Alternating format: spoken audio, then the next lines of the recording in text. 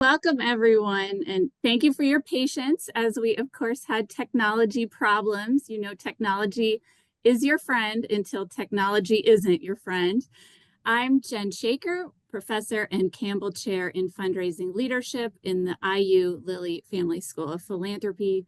Welcome to this webinar hosted by the Lilly Family School's Higher Education and Philanthropy Initiative. The initiative connects researchers, funders, and practitioners to work together on learning how philanthropy can better contribute to higher education and its public purposes. Today's event is part of a series of webinars to share insights and address issues ranging from successes and challenges of philanthropy in higher ed and institutions and the policy environment that support them, to alternative models and perspectives to consider in the shifting higher education landscape. I'm so pleased to be here today to help facilitate a conversation between Nikole Hannah-Jones and Susan King. Nikole Hannah-Jones is a Pulitzer Prize winning journalist of the New York Times and the Howard University Knight Chair in Race and Journalism. Nikole, you're very well known as a journalist, but today we want to especially talk about your experiences as an educator, fundraiser, and philanthropist, as well as an astute observer of higher education and HBCUs, including Howard, where you are on the faculty. Susan King is an accomplished international journalist and, most recently, former professor and dean of the Huntsman School of Journalism and Media at the University of North Carolina, Chapel Hill. Her experiences span journalism, higher education, philanthropy, and public policy. Susan is Senior Fellow with the Higher Education and Philanthropy Initiative, helping us to have important conversations with leading thinkers in this space. Thank you both so much for being here, and I will hand the microphone over to you, Susan. Thanks so much, Jen. And I'm thrilled to join you, and it's fantastic to see you, Nikole. I haven't seen you in person in a while. And I could be addressing some of these questions to you as a journalist because you've spent most of your career in your early awards being an education journalist, so you really know the field. But I want to talk to you as an innovator, as really an institution builder, and as someone who is in higher education. I see you're dressed appropriately with your Howard sweatshirt. You created a whole new institute, and part of what this initiative is interested in is that innovation.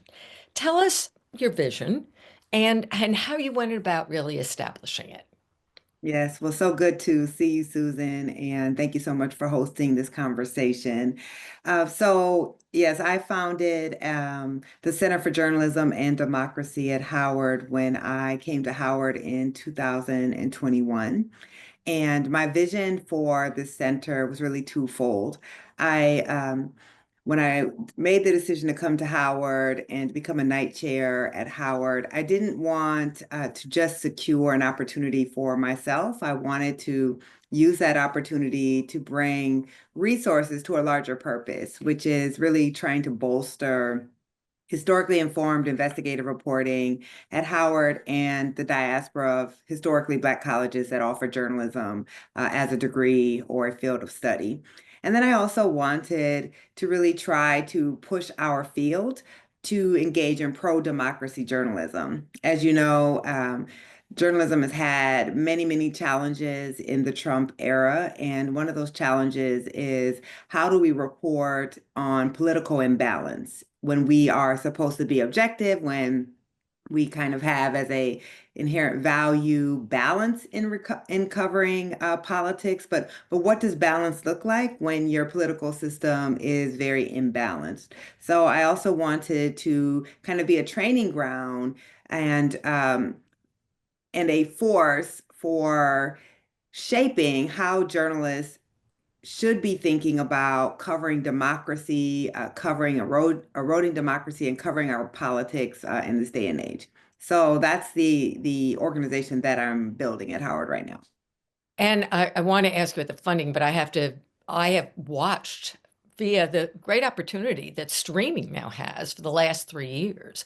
And you combine the best of higher education, which is scholarly perspective and deep dives into issues. Rather than journalists, we often skim the top. Mhm. And so you've really combined both what higher education can do in this age of the internet. That's pretty unique.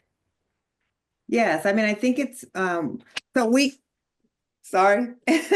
We have a big annual democracy summit. That's what you're talking about. And that summit is really designed to bring practitioners of journalism onto the college campus and to put them in the room with scholars, with people who have deep knowledge in areas. Our last summit was on covering oligarchy. We've covered kind of the erosion of democracy in the United States. And so to really engage those who are practicing journalism with those who actually have the scholarship and the historical knowledge to help us understand what it is that we're seeing and how we should be framing it. As you pointed out, outside of kind of the superficial horse race coverage that we so often see. And in doing so, we also bring in students from the 8 historically Black colleges that are part of the consortium that we've created under the Center for Journalism and Democracy. And we do live stream because we want those who are not able to travel to the campus to have access to the summit, but also to be able to then come back and watch it as they see fit. So as we've seen the election of Donald Trump and many of the billionaires that he is going to be that he is hoping to have confirmed in his cabinet, then we're also pushing out. Perhaps you might want to watch the summit on oligarchy and have a better understanding how these oligarchic forces are shaping our democracy. So that's one way. But the other really innovative thing that we're doing in higher ed is understanding historically Black colleges are really under-resourced compared to the predominantly white institutions that are often in the same areas or are attempting to do the same things. And so I wanted to create this investigative reporting pipeline, but we don't actually have enough resources to have investigative reporting courses across these HBCUs. So this semester, I taught a hybrid course. I taught in person at Howard, and we had students from another local HBCU called the University of the District of Columbia that sat in the classroom with me. But then we also beamed virtually into the classrooms of 7 other HBCUs. So I was at once teaching in person and virtually to these 7 HBCUs, and that allowed them to get access to this investigative reporting course taught by me at the same time. So I actually was teaching on 8 college campuses this semester, and it was truly innovative. It took a lot of work. You all know the bureaucracies of higher education. This was not an easy thing to do. We had to provide the technology for all of the schools. We paid an adjunct professor to sit in the classroom with them and then teach a lab on Wednesday where they could practice the skills that I was lecturing about. But I do really think it's the future of being able to provide opportunities. For instance, at the University of the District of Columbia, they don't have a journalism major, but they are trying to grow their journalism program. And so they only had 4 students who would even be interested in taking a course like this. You can't typically field a course with 4 students, but those students were able to then come to Howard, take that course with me, and we were able to give access to students even if they had a tiny journalism program to this type of course. I mean, for any professor just listening to you, it is just so exciting because it shows how you can take what you're passionate about and really spread it beyond your own campus. And I know that's something that you've always cared about. So I want to do a whole discussion about HBCUs, but first, at the center itself, how important was philanthropy in allowing you to step up? I know a little inside story, but also to keep it going because philanthropy, if you do it well, you spend it. So talk a little bit about the role of philanthropy in this kind of vision and innovation. Yes, I mean the center simply would not exist without philanthropy. Howard University does not have the funds to support a center like this. And if I didn't have kind of the very first person I talked to about this center was Darren Walker at Ford Foundation. And then Darren Walker at Ford reached out to MacArthur and they reached out to Knight Foundation. And so I was able to found this center with multi-year agreements from some of the largest philanthropic organizations in the country. And that gave me time to actually build the center, to go through strategic planning, to hire, and to begin to really create the programming and roll that programming out. So we don't take really any funds from Howard University. I pay the complete salaries of all the staff at the center through philanthropic funds. And it means that we have been able to really, really dream big. One of the things that I talk about often is that HBCUs from their founding have had to do more with less. And that's kind of the motto. We're always doing more with less. And I wanted to show what could we actually produce if we could do more with more. If finally you could found an organization at an HBCU that was well funded, that had funding for several years. My funding was all 5 years, 3 to 5 year funding, which, as you know, in philanthropy is very challenging to get multi-year funding when you're a startup. If we're going to talk about some of the issues with philanthropy, that's definitely one thing that I would talk about, is that it's very difficult for new organizations to get started because often philanthropy doesn't like to invest in planning. They don't like to invest in startups. And if they do, they don't want to do multi-year funding. But I was very lucky because of the position I was in that led me to come to Howard, because of my platform, and because I'd already founded another successful journalistic organization called the Ida B. Wells Society for Investigative Reporting, that I was able to start with very large grants that have allowed me to have the impact that the center is beginning to have. But impact is a key word. They want to know that you're having it. So you just can't sit back on your laurels, right? No, absolutely not. And I wouldn't. One thing about me is I know about that. if I'm creating something, if I'm putting my name to something and understanding that these organizations are going out on faith with me because I have a track record of delivering, then that's exactly what we were going to do, was to ensure that when we got those dollars, we were going to have major impact. I'm always very aware of how challenging it is for HBCUs to get these big grants. HBCUs do not have big endowments. They don't tend to graduate graduates who go on to make, billions of dollars and therefore can give back these large sums to the university. 2/3 of HBCU students are Pell Grant eligible. So the majority of HBCU students live at or slightly above the poverty line. And so all of this means that we just are not often able to raise the type of funds that I was able to bring to Howard. And so if I'm able to bring those funds, then I feel an obligation to show what type of impact, what type of substantial and widespread change can be made when you invest in HBCUs. But what was key was they also invested in the infrastructure. That is allowing me to actually pay a strategic consulting firm to help me build out a 5 year plan for the organization, giving me a runway, right? A lot of times philanthropy gives you a grant and then they want to see the results at the end of that grant year. Well, you have to actually build the program. You can't just day one start rolling out programming when you haven't actually been able to hire a staff, when you haven't had time to actually structure what that programming is going to look like. And I actually had the time to do that. And so that has allowed me now to have impact. But it takes, 2 to 3 years really to be able to start showing that impact. And also, foundations can be so manipulative and constantly wanting reports and taking away the energy from the staff. But let's talk a little bit about HBCUs, because what's interesting is they really had an increase in enrollment. So the importance of them in our educational system is really more important. And Mackenzie Scott made a major in 2020, major $560 million investment in HBCUs and 23 different ones. They were without strings attached, sort of an investment in them. And I'm wondering how important you see that kind of investment by a major and mysterious philanthropist in the whole system of HBCUs. Oh, I think that Mackenzie Scott's grants to HBCUs were absolutely game changing. And they were game changing for a few reasons. One, these grants, which range, from 30 to $50 million, were for every single HBCU, the largest donation they had ever received. So think about that, right? Think about, that's like a regular donation at a place like Harvard. In many cases, that donation was actually equaled or was greater than the endowments of many of the HBCUs.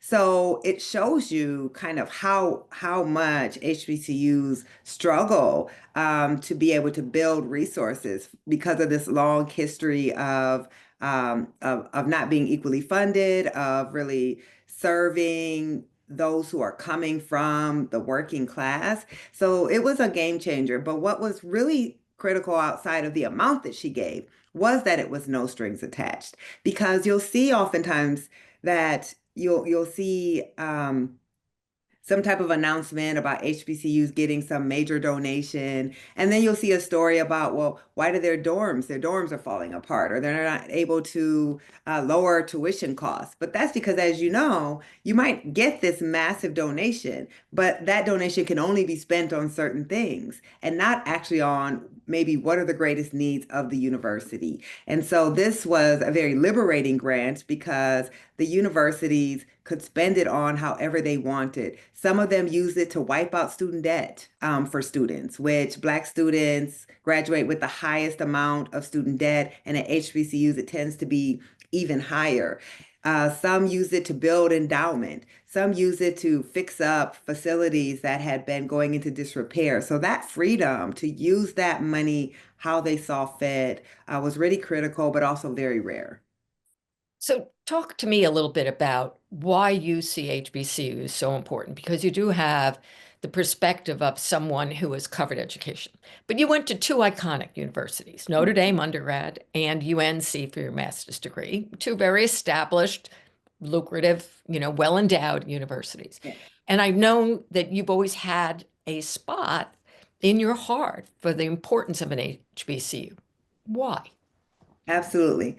I wish I had been smart enough to attend a HBCU for undergraduate, that I had made a different choice, and for personal reasons. But why HBCUs matter is HBCUs are one of the greatest drivers of economic advancement for Black Americans in the United States. They punch well above their weight, and they are taking students. So when you look at things like the percentage of Black doctors, um, the majority of Black doctors in this country went to an HBCU. Even though HBCUs are not even 10% of all of the colleges and universities in the country, they are over-indexing on Black professionals. The majority of Black judges, about half of Black lawyers, the majority of those who graduate with a graduate degree in the sciences, they are all coming from HBCUs.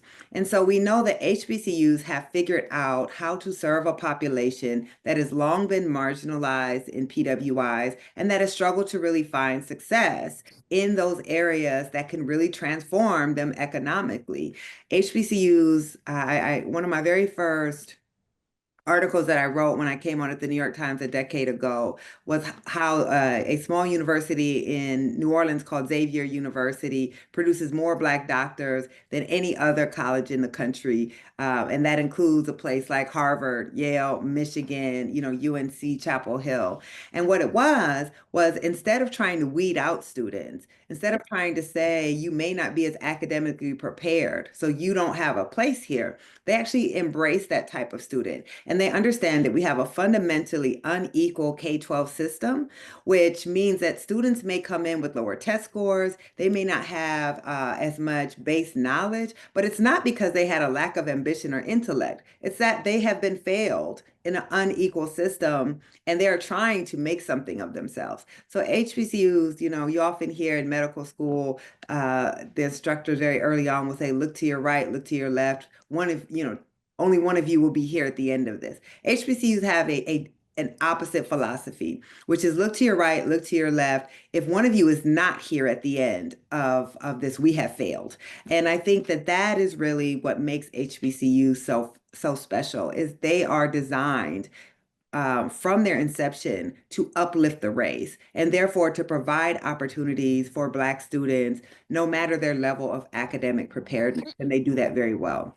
And there's also the reason that we're seeing right now such an uptick in HBCU applications is one, obviously, kind of the racial polarization that we see in society. We're seeing attacks on diversity and equity efforts at the university level. We're even seeing the banning by state legislation of diversity and inclusion programs at the state level. We're seeing the closing of multicultural centers. And of course, we saw last year the Supreme Court actually banning affirmative action in college admissions. So many Black students are just deciding that they don't want to go to universities where they're not valued, where they'll be culturally ostracized, where they'll be one of a tiny minority, and that they'd much rather actually go to a place that is built around serving students exactly like them and where they find a cultural home.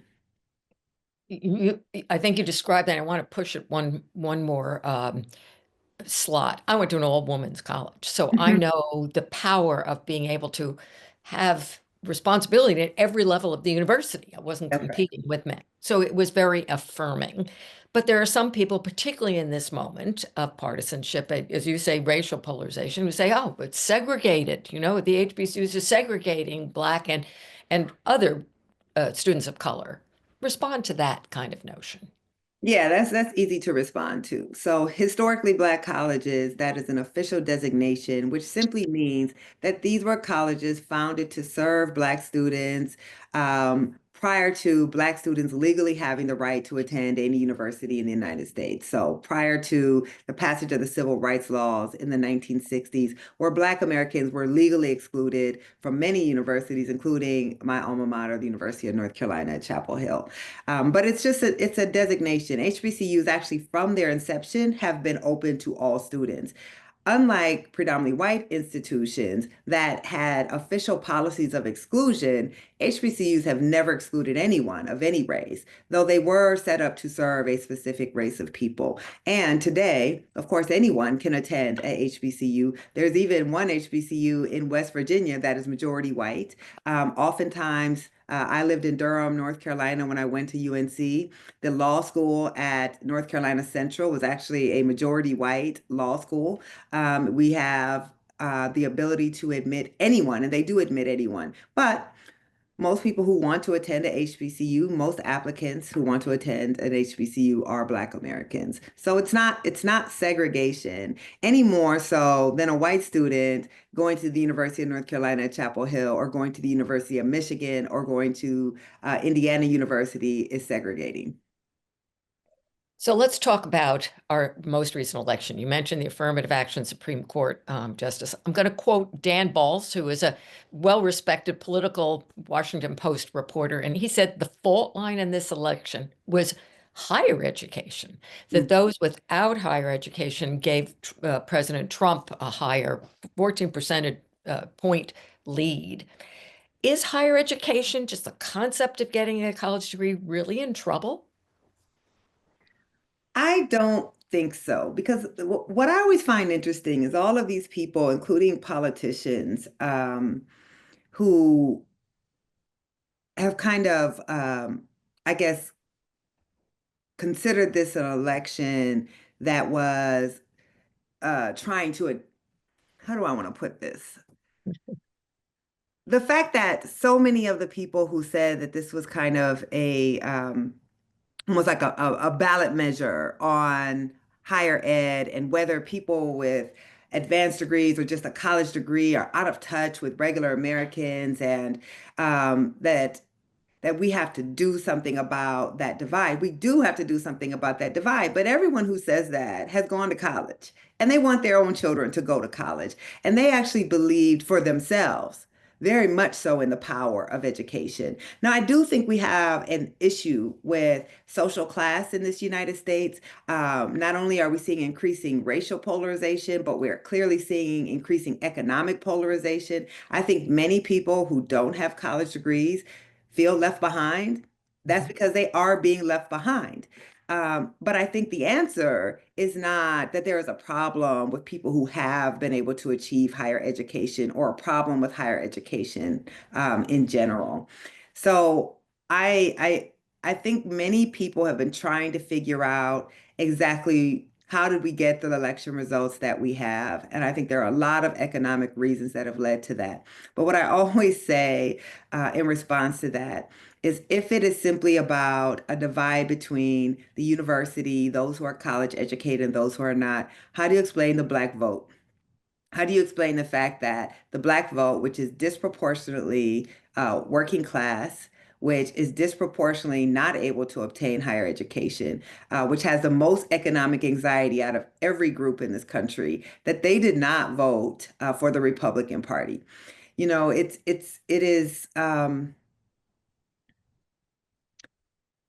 is distressing because I come from a race of people who have long been maligned for being anti-intellectual, who have been maligned for saying, for this belief that we don't value education. And now it seems like we are trying to nationalize that somehow not obtaining an education makes you a better American or a more real American or your concerns more legitimate. And I just don't think that's true. I think we do have to provide opportunities for people who go to college and those who don't. I think we have to make college more accessible, but also understand everyone doesn't want to go to college. But I think what college does and why you see the vote changing in terms of college education is what college does is it exposes you to people who aren't like you. It is a place that does tend to liberalize your views because you learn more. I mean, part of education is to help you have a better understanding of your world, to have a better understanding of people who aren't like you, to be exposed to people who think differently than you. And that does tend to have a liberalizing impact versus when you don't have that experience, then maybe you're just living in a community of people who are very similar to you, who think very similarly to you. You don't have exposure. You don't get to sit in a classroom with folks who come from a different place or a different racial or religious background. And I think that that does make you more intolerant. So there is an issue with our society, but I don't think the issue is higher education and those who have been lucky enough to achieve it. One thing I love is watching you think. So you just didn't answer that question. You were thinking it through. And Lumina Foundation, which is one foundation that's very focused on giving access to higher education, both community college and such. The president gave a speech right after the election and said, "This is our leadership moment." So Mhm. challenging other foundations to also think about that. But he also quoted the surveys that are showing that there's a lack of confidence, a growing lack of confidence, or, you know, yeah, growing lack of confidence on the part of the American public that higher education makes that difference. So Mhm. tell us your insights now. You're building something, you're at a dynamic campus, you're linked to others. How do we rebuild that confidence? How do philanthropy play a role in that? Yeah, that's a great question. And let me just say, like, unequivocally, higher education changed my life. Um, I come from a working class family in Waterloo, Iowa. My mom was a probation officer and my dad drove a school bus.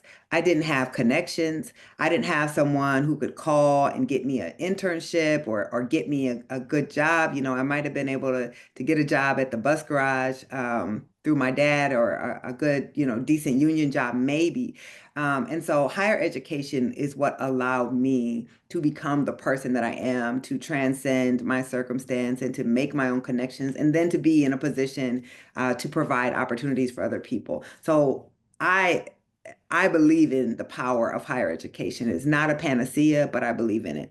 So what we're seeing though is an effort by and not being partisan, just being factual as a journalist, an effort by conservatives to really delegitimize higher education. And this is part of a larger effort to kind of erode, I think, democratic institutions. So we've seen these wide scale attacks on higher education. We've seen efforts to end things like tenure, which are very important to academic freedom. We've seen efforts to kind of sow distrust in when you're sending your child to college, what ideas are being put in their head and that sort of thing. And that's a dangerous thing to me because higher education is so critical for so many different aspects of our society. So I think that when you look at the attacks on DEI, when you look at the attacks on tenure, these are all efforts to really erode what is a institution that allows us as a democracy, I think, to function. Education matters, higher education matters. Um, and I think that is paired in what makes this such like supple ground though for that type of erosion is how unaffordable higher education is becoming, that for many people who are now, I talk to young people all of the time, and they're grappling with, will a college education pay off for me?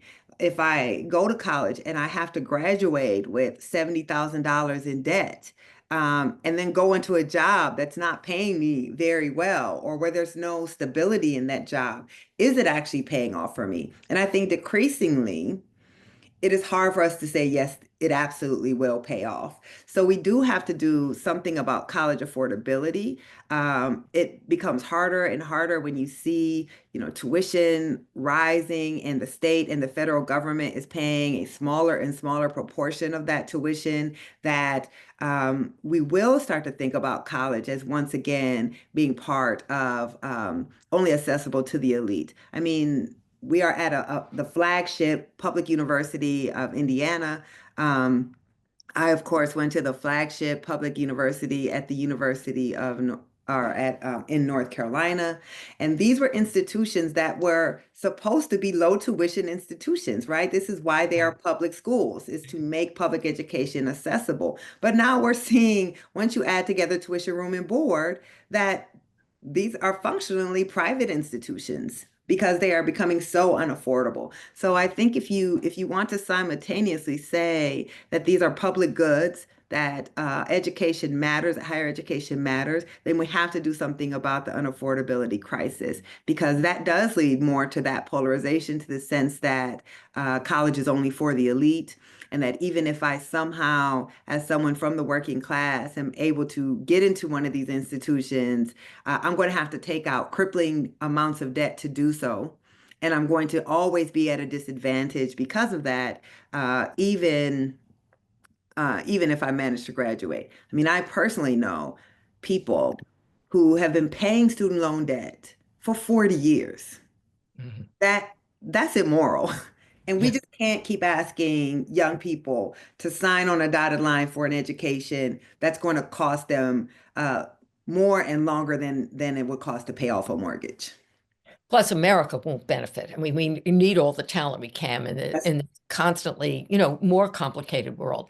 I could go on because I've got like 22 other questions that you just stimulated, but I'm going to end here before I send it back to the students to ask some questions. And Jen, the last question for me is really, how are you personally motivating your students to become the leaders of this next generation? How are you challenging them and motivating them? Yeah, so for this, I have to thank you, Susan, because I was not interested really in going into the classroom yet in my career. I was just, being a New York Times reporter is enough of a job, and you were really so adamant that you wanted me to come into the classroom, and it's been the best blessing for me, because when I'm in that classroom, I just watch these students soaking up everything that they can get. And what I'm trying to do is empower them with resources, to take students who, are not used to having resources. If there's a conference they want to go to, if there's some type of training that they need, if there's an opportunity that they want to have, we provide internships, we pay students and send them to journalism conferences, we buy equipment, that we can remove those obstacles and allow students to really dream, and to pursue their dreams without having to worry about there's certain things they can't do because they simply can't afford to do it. And that to me is the way that I'm really trying to empower students. And then simply by having someone like myself in the classroom, because journalism is a trade. We learn journalism by doing journalism. And to be, this is why I think the Knight chairs are so essential, which of course are funded by the Knight Foundation, which are funded by philanthropy, because they bring actual working journalists, practitioners into the classroom who can teach students, but also help those students make the connections in the field. Just this last semester, I had 5 of the most prominent working journalists in America who came and talked to my students. And then those students got the email addresses of those journalists and they met them face to face. And so outside of just getting the lesson, the lecture in the classroom, they get those very real world connections that they're going to need to have success. So that to me is how I'm empowering students, is just with knowledge and the time and the ability to compete against those students who come from higher wealth families or who attend higher wealth institutions. They can compete with them on an even playing field. So, Genevieve, as somebody who is really running this higher education philanthropy research project, you have a lot to mine here, but I'm going to send it back to you for some questions. Thank you so much. That was so rich. I'm watching the questions that we're getting, and some of them you have already been addressing. And I will just say some of the themes we have had in the questions is, how is college still transformative for young people in the way it was for you? How can it still be that way when post-COVID, YouTube, you can learn all these things. And I heard you say some things already in your response about how you are creating that education. And so that's one thing I'm seeing. And I guess I wondered, are there other thoughts that you have about to answer that? Like, what else do you say to someone who says, how do we create a transformative experience for students so they get that when they come out of it? All students, really, because this is a issue, as you pointed out, that is spanning the country and how people are thinking about college education. Yeah, so I read that question, and I think the question began with, how do we keep college education from becoming obsolete, or is college becoming obsolete? And I would say absolutely not. So I think part of the problem is we have allowed kind of market terminology and marketplace thinking to really infiltrate how we talk about college and how we think about college. College is just not about going in and getting a specific amount of information so I can get a specific job. College is about building thinkers and citizens and giving us an opportunity to explore. The beauty of, yes, I love all of the interesting things you can learn on YouTube. And I use it all the time when I need to figure out how to build something or fix something in my house. And that democratization of knowledge, I think is a plus. It is a good thing. But when you go to college, you have to take courses in a bunch of different fields. You can't just go in and just focus on this one thing that you want to learn. That's how your mind expands. That's how you even can think and be exposed to different types of work that you may and professions that you may not even have known to exist. You're not just learning on your own. There is a limitation to self-guided learning, right? To only going where your own mind takes you, or the limits of your own imagination, right? Because we're all coming from worlds that have been shaped by what we're exposed to. And college at its best is shaping you by exposing you to new modes of thinking, to literature, to types of science, to philosophy, to music, to all of these things that you wouldn't necessarily study on your own. I think that is what a college education does, and I don't think there's any replacing that. I spent my, first year as a college student, not really sure, like many college students, exactly what I did want to major in.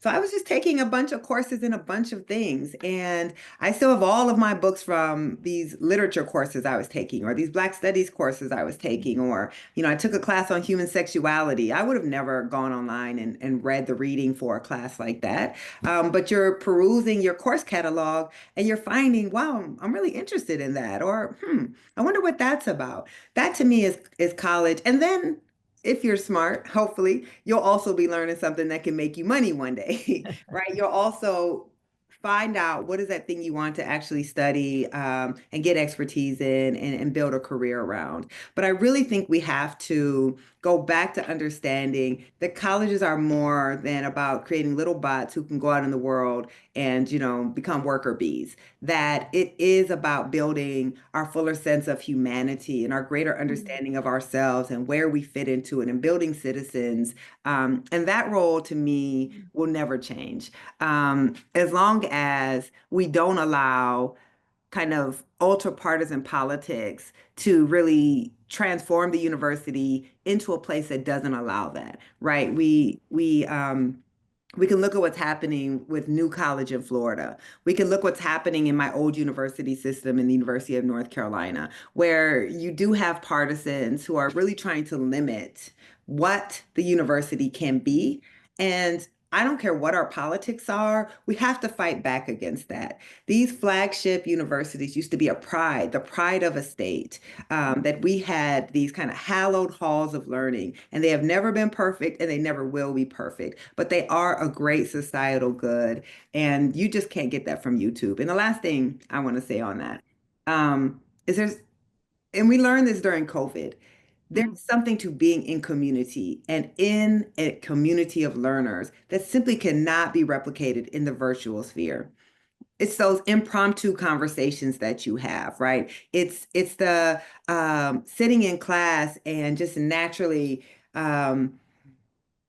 someone else's questions spurs something in you, and then you walk out to the cafe together and you continue those conversations. It's that of being in this community of people who are all striving to broaden their imagination and their horizons that I just don't think is replicated virtually.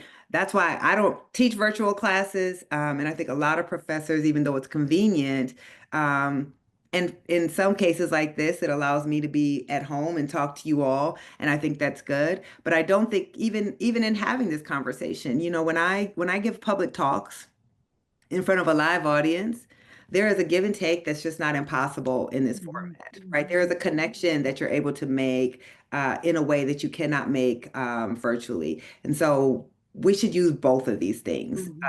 But one should not, I just don't think one will ever be able to cancel out the other. Yeah, I think we learned a lot of things in COVID, how to use Zoom, but I think it also became clear to us when we don't want to use Zoom and when we want to be together and maybe we didn't community. learn that because I was having a problem with Zoom. Well, I was outside of laughing a COVID. little bit behind the scenes when I said that.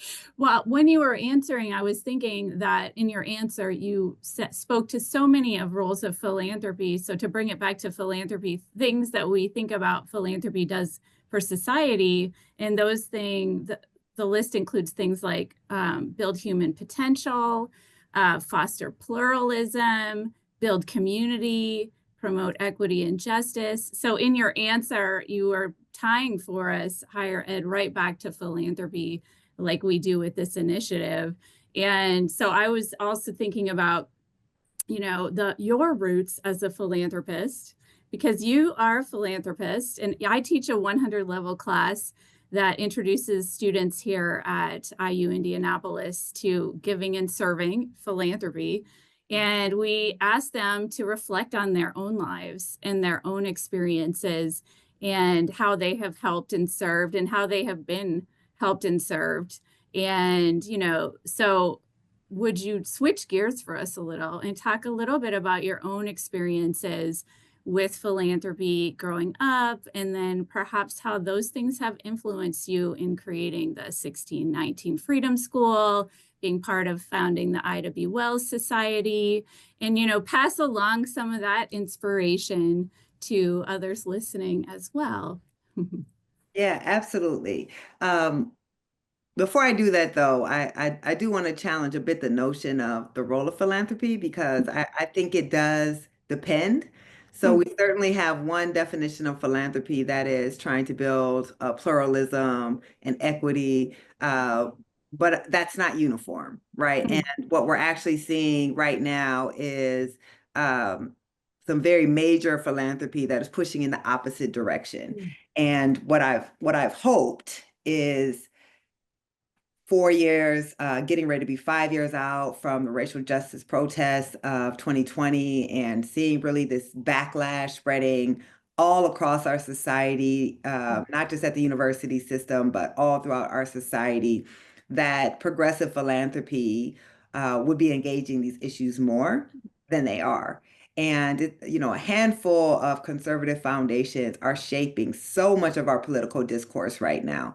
And we really need progressive philanthropy to be providing that counterbalance, especially as we're seeing what is allowed through government to shrink. Civil society is going to need to step up. And that's really philanthropy at its best. It is filling in those gaps of civil society and pushing forth a more progressive vision. And by progressive, I don't mean Democrat or Republican, but I mean a vision of progress, right? A vision of pluralism in a multicultural society and what equity can look like. So let me just say Well, that. well, and thank you, because that did kind of answer some other questions that have percolated into the question space too. And I know a question that Susan had as well that we didn't get to about, what can organized philanthropy be doing in light of the context that we are in looking forward as a country. And so thank you for answering those. And if you want to say anything more, please do. And then you can go to my kind of more selfish question. Yeah. Well, about they're how actually connected because I grew up with the type of philanthropy that I don't think we often give people enough credit for, which is very local, very small, and just people helping each other. Mhm. So when we look at like who gives, and there's been some, I don't have to tell you this, but research, for instance, with Black Americans, that Black Americans um, maybe are less likely to give to institutions because they are giving to family members, to community members, to church members, and really keeping philanthropy local and trying to help community members who are struggling. And I certainly I didn't grow up around people who had lots of money. I didn't grow up around, I'm sure philanthropy was shaping my life, but I wasn't aware of it because I didn't sit in rooms like that and I didn't go to banquets like that. But I did see people who are always trying to find ways to help people in their community, whether it's giving through, they would pass the basket at church for an extra round for somebody's family who was going through something, or to support some organization, whether it was supporting the PTA fundraiser, whether it was trying to raise money for. I remember when my cousin Shamir had the opportunity to go to France with her class, but didn't come from a family that could afford her dad was a roofer, and the community coming together and finding the money to send Shamir to France. And she got an opportunity that nobody in our family had gotten, or that she wouldn't have. So I tend to think of philanthropy as all those people who put their change together. To serve their community.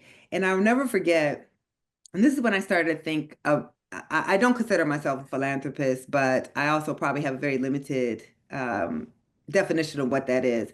But I remember this is probably about, I guess, 10 years ago when the National Museum of African American History and Culture was opening. And I went to the opening ceremony, and they just had bleachers and bleachers full of everyday Black folks. They weren't centering these mega donors, right? They had invited all these everyday Black folks from across the country who had saved $1,000 or $2,000 and sent that little bit of money that they were able to save to build this organization because they so needed it to exist. And that's what made me understand, right, that so much of what we see, it's not built by that billionaire who can write that big check. Because the reason that billionaire can write that big check is probably because a lot of other people are having to work for low wages, right? But it's really about those everyday people who can have an impact and just give what they can to make something happen. So that's how I've tried to engage in I guess what you might call philanthropy, but just saying what resources do I have and how can I bring them to bear for a greater good outside of myself? And connecting that to what I said at the beginning to answer your question, so the reason when I founded the 1619 Freedom School in my hometown, I came up with the idea and the vision for it during the pandemic. And my best friend from high school is an elementary school teacher in my hometown of Waterloo, Iowa. We would be talking about, she serves in at that time, the poorest and most segregated elementary school in my hometown. And she was talking about how few of her students were logging in to do virtual learning because their parents weren't like many of us who could stay at home and work. They were having to go work in the Tyson chicken plant, or they were having to go work as a nursing aide, or kids were sharing one device. So you might have three kids that were trying to do their work on a tablet, right? And that's what made me say, I can do something about this. I have resources. These children were already so far behind in reading, and now they were only going to be even more so because they were losing so much education during the pandemic. And this so happens to be at the same time that my own state and many other states were trying to pass laws to ban the ability to teach 1619 in the classroom or the ability to teach Black history in the classroom. And so I thought I can do something about that too. And so this is what philanthropy can do, right? So as my state government was making it harder and harder for Black children to learn Black history, I was able to bring to bear dollars from philanthropy to ensure that students were going to get exactly that. That we to this day, we don't take any state or federal funding, which means we can't be controlled by whatever laws get passed in the legislature that are saying what kids can and cannot learn. Parents opt into our program. So if you don't want your kids learning this history, your kids don't come. But if this is important to you, then your kids will receive it. And that's what philanthropy, I think, can be doing in this moment. As government is as we are in a period of backlash and where we're seeing government really walking away from and then sometimes actively opposing some of these equity initiatives, uh, civil society can be stepping in and ensuring that our communities have access to these important things. One other quick thing. So I'm also on the board of the Brooklyn Public Library. And one of the things that our library did with the help of philanthropy was to make all of those book titles that were being banned accessible to students in states where those books were being banned. So even though we serve Brooklyn, any student, if you are a student in Florida and these texts are banned, you could sign up for a library card and access those books for free from the Brooklyn Public Library. So I think these to me are just great examples of how philanthropy can step in during these times of strife and do what government should be doing and challenging what government is not allowing anymore and ensuring that our society still has access to the things that we think are important to build a tolerant country. Well, thank you so much. Susan, go ahead. Yeah, I just want to get, and this could be long, so I'll ask for a shorter, but because you're such a strategist. We've seen a couple of billion-dollar gifts given to give medical school for free. And you mentioned access being really one of the critical parts because it's so expensive. But also strategically, philanthropy often feels like it's got to go and be very transformative, maybe go into systems. And that's part of what we're seeing conservative philanthropy. They're going to try to change systems. So what is your thinking about people who are giving scholarships? Because, like I have a little scholarship in my grandmother's name because she didn't get to college, right? So I emotionally connected to the idea of scholarship. How do you think strategically? Scholarships, access, or systematic sort of changes within higher All. ed? Both. All, right? So I really I'm a firm believer in doing what we can right now, but also planning for the larger, more impactful, transformative change. I don't think it can be one or the other because, for instance, with your scholarship, while we're trying to transform higher education, there are students right now who need access. Yeah. And that scholarship right now, while it's not going to impact thousands of students, will be transformative for that one or however many students that are able to gain access. So I think we have to be working both on the incremental change, the small scale change, while enacting a longer term vision and strategy that is more transformative. Because, things like medical school scholarships, that's amazing. But what we know is so many students would never be able to take would be able to access those scholarships or take advantage of them because they're going through a K-12 system that's not preparing them and enabling them to compete, or they can't afford to go to college, right? Or, they go to college and they're not prepared. So we have to both transform the larger system, but work every day on the things that we know that we can change. And I think that's really critical. And again, this is where we can take a lesson from what conservatives have been doing. Conservatives took a lesson from the civil rights movement and then flipped that and are using that to, they really, when we look at something like Project 2025, or we look at, the efforts to overturn Roe or the efforts to overturn affirmative action. I wrote a cover story on this in the magazine last year. That was a 50-year strategy, right? So I don't know that progressive philanthropy has its own 50-year strategy. We have to be doing both. So we can't just be putting out fires and trying to stopgap things, and that's all we focus on. We also have to be thinking longer term. How can we transform the society to be more fair, to be more just, to really accept that we are a multiracial democracy? And I think we have to be doing everything in between. And some philanthropy, foundations are going to be better than that as other. But I do wish there was more kind of group strategy and planning amongst the big foundations and the small ones. Like, we don't talk, I think, enough about your family foundations, your local city and state foundations, which are all having various impacts that taken together can build this larger society that many of us want. So there's the challenge, Jen, for the Higher Education Initiative around philanthropy, really creating some coalitions to think long-term about what we in America need, as well as what individuals need to transform their personal lives and our culture. So, well, thank you so much. That was the perfect ending, and ending on the note of, what can we be doing to bring people together in this important space. And I will say, we had a lot of questions we could not get to, but we are so grateful for the good questions. As you know, Nikole is seeing them as well. So she also knows what people are interested in and wanted to know more about. So do we, as we plan and think about future talks in this series. And we just will thank you all very much for being with us today and taking this hour to delve into higher education and philanthropy.